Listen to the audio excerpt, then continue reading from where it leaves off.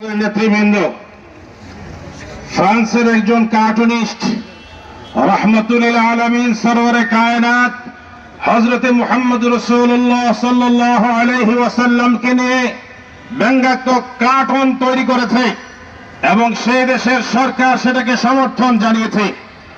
আমি বাংলাদেশ সরকারের প্রতি আজকের এই বিক্ষোভ সমাবেশ থেকে উদাত্ত আহ্বান জানাচ্ছি, প্রয়োজনে জরুরি ভিত্তিতে সংসদ অধিবেশন ডাকুন। মহান সংসদ থেকে ফ্রান্সের বিরুদ্ধে নিন্দা প্রস্তাব আনার জন্য বিনীত অনুরোধ জানাচ্ছি এবং সেই সাথে ফ্রান্সের সাথে সমস্ত কূটনৈতিক সম্পর্ক বিচ্ছিন্ন করতে হবে।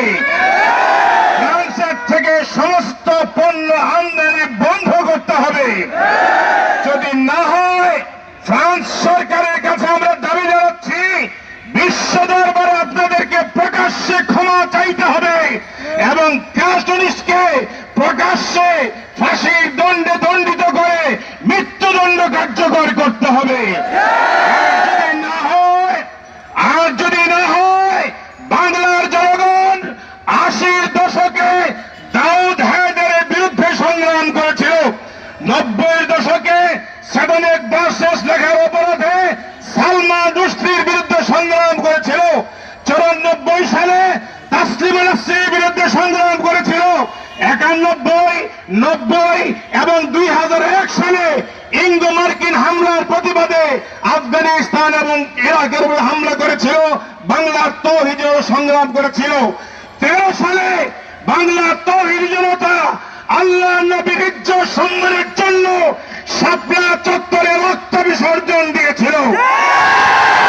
হুঁশিয়ার উচ্চারণ করতে চাই, ফ্রান্সের দূতাবাস যদি বন্ধ করে না হয়, ফ্রান্সের পণ্য যদি বর্জন করে না হয়, বাংলাদেশের 18 কোটি তৌহিদি জনতা ফ্রান্সের দূতাবাস ঘেরাও করে সুদানে যেমনি ভাবে ফ্রান্সের দূতাবাস মাটির সাথে ঘুরিয়ে দিয়েছে, বাংলা তৌহিদি জনতা ফ্রান্সের দূতাবাস মাটির সাথে ঘুরিয়ে দেবে। রক্ত দেব, জীবন দেব, জান-মাল কোরবান করব। আল্লাহ নবীর শত্রুদের সাথে কোনো আপোষ নাই, কোনো আপোষ নাই, কোনো আপোষ নাই। সংগ্রামী তৌহিদি জনতা, এই পর্যায়ে গুরুত্বপূর্ণ